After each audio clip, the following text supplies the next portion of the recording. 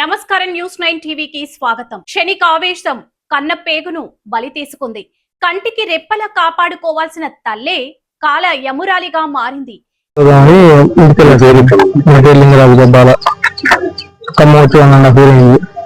ఇంటికి వెళ్దాం పోదామంటే రాను చికాకు వస్తుంటే 2 days క్రితం నాన్న వచ్చింది, అమ్మాయికి ఇవ్వమని చెప్పిండు.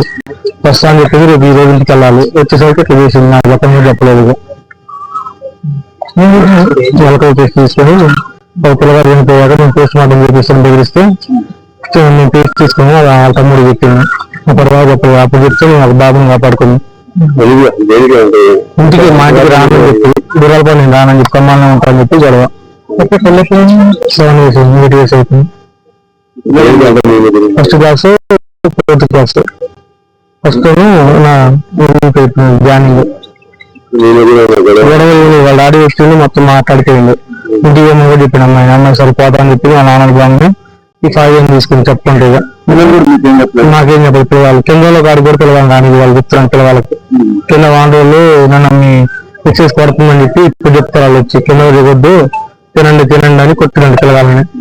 కింద పక్కన చెప్తుంటే వాళ్ళకి తెలిసింది. నాకు కూడా ఇంటికి వచ్చినా కూడా నాకు చెప్పలేదు.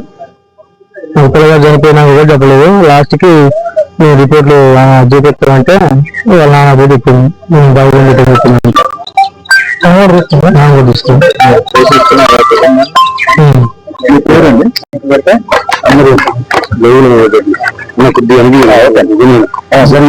సంవత్సరం అవుతుందండి వీళ్ళు ఖమ్మం వచ్చి చదివించుకుంటే పిల్లగాలంటే చదివించుకుంటే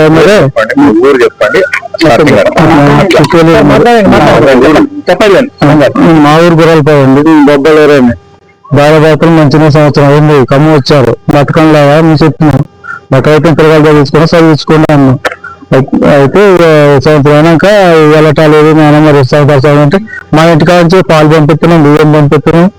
నన్ను కూడా గాలన్నా పాలు చేసినా కూడా అడుక్కుంటారు కదా మా అబ్బాయి అడుక్కున్నా బాగలేదు కానీ మేము కూడా ఏం మాట్లాడాలి. ఇటు జరిగింది ఇప్పుడు పిల్లగాలకు బాగుంది పెట్టి సరే మీకు వెళ్ళటాలేదు కదా ఇంటికి రాదా అని చెప్పినాం. ఇంటికి రానంటున్నమాట. అట్లా కిరాయి దానికి వచ్చి 10,000 సెల్ పాయింట్లో ఉంటాడు. ఇప్పుడు ఆ సెల్ పాయింట్ కూడా నువ్వు వెళ్ళకొస్తున్నావు ఆయన కూడా పీకేసింది. సెల్ పాయింట్ నుంచి పీకేసినాక మీరు వెళ్ళటాలేదు కానీ మరి తర్వాత చూసుకుంది మీరు కిరాయి కనుక అవుతుందిగా 10,000 దాకా పిల్లల సౌకర్యం కనుక మరి నేనే పెట్టుకుంటా అండి. మరి సంగతి మరి మనసు మాత్రం ఏడుందో మా 3 ఎకరాల భూమి బాగా రేట్లు కూడా 10 ఓట్లు అమ్ముకొని పెట్టుకుంటే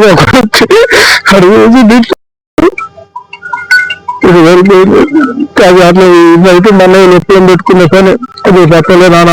లేకపోతే రోజు మా పిల్లగాడి చిన్న పిల్లగాడి ఆడనే ఉంటుంది. అయితే నా భార్యకు జ్వరం వచ్చింది. జ్వరం రావటం వల్ల ఈ పిల్లగాడికి జ్వరం ఆడేదాన్ని అడిగించడం 3 రోజుల క్రితం మా ఇంటికి అన్న రోజు ఎక్కంటే రోజు పోతాడు తాత అనుకుంటా. దాంతో మాకు ఏం జరగదు అసలు యాత్ర మాకు జరగదు. మనకి కమ్మల్లో ఉంటారు మనకి వాళ్ళు గొడవ ఏం కావట్లే. గొడవ అయితే ఒకసారి ఫోన్ చేసి చెప్పాలి కదా మనకి. వాళ్ళు ఫోన్ చేయాలి ఎవరు ఫోన్ చేయాలి అసలు. మాకు రాత్రి 1 గంట ఫోన్ చేసింది హాస్పిటల్ చేసుకోవాలి తెలియదండి మీరు ఏ హాస్పిటల్ రాత్రి కాల్లో ఫోన్ చేసింది. ప్రైవేట్ హాస్పిటల్ కళ్యాణ్ తీసుకోవాలి పేర్చినాక. అయితే ఈ డాక్టర్లు గట్టిగా అడిగినాక 50 మంది పెట్టినని చెప్పి ఒప్పుకున్నట్టు. ఈ అబ్బాయి చనిపోయిందిగా ఇంకొక అబ్బాయి కూడా ఏం ట్రీట్మెంట్ చేయాలి ఏంటంటే నేను 50 మంది పెట్టిన ఒప్పుకున్నట్టు. ఏ పాపం తెలియని పసి మొక్కలను ఎలకల మందుతో చిదిమేసింది. ఉమ్మడి ఖమ్మం జిల్లాను ఉలిక్కి పడేలా చేసిన అత్యంత దారుణమైన విషాదకరమైన ఘటన ఇది. ఖమ్మం నగరంలోని 3 టౌన్ ఏరియాలో చోటు చేసుకున్న ఈ దారుణం ప్రతి ఒక్కరి హృదయాన్ని కలిచివేస్తుంది. భార్యాభర్తల మధ్య రగులుకున్న కుటుంబ కలహాల చిచ్చు 2 పసి వాళ్ళ ప్రాణాలను బలిగొంది. కన్న తల్లి స్వాతి తన 2 బిడ్డలకు ఎలకల మందు తినిపించి తాను అదే విషాన్ని మింగి ఆత్మహత్యకు యత్నించింది.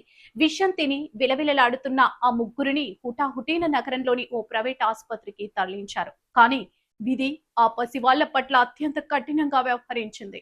ఆసుపత్రిలో చికిత్స పొందుతూ 7 ఏళ్ల పెద్ద కుమారుడు వేదిక్ కుమార్, 5 ఏళ్ల చిన్న కుమారుడు తనిష్క్ తుది శ్వాస విడిచారు.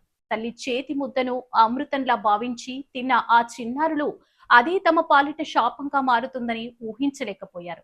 ఇక ఈ దారుణానికి ఒడిగట్టిన తల్లి స్వాతి పరిస్థితి ప్రస్తుతం అత్యంత విషమంగా ఉన్నట్లు వైద్యులు చెబుతున్నారు. మృత్యువుతో ఆమె పోరాడుతోంది. అసలు ఈ దారుణానికి దారి తీసిన పరిస్థితులేంటి? ఆ తల్లి అంత కఠినమైన నిర్ణయం ఎందుకు తీసుకుంది? స్థానికులు చెబుతున్న సమాచారం ప్రకారం గుర్రాలపాడుకు చెందిన లింగరాజు, స్వాతి దంపతుల మధ్య గత కొంతకాలంగా తీవ్ర స్థాయిలో కుటుంబ కలహాలు జరుగుతున్నాయి. రోజూ ఇంట్లో ఈ గొడవలు పడలేక ఈ మధ్యనే వారు ఖమ్మం 3 టౌన్ ఏరియాకి మకాం మార్చారు. అయితే కుటుంబం పెద్దలు రంగంలోకి దిగి ఇద్దరికి సర్ది చెప్పారు. ఇలా వేరుగా ఉండటం సరికాదు, తిరిగి గుర్రాలపాడు వెళ్ళండి అని నచ్చజెప్పారు.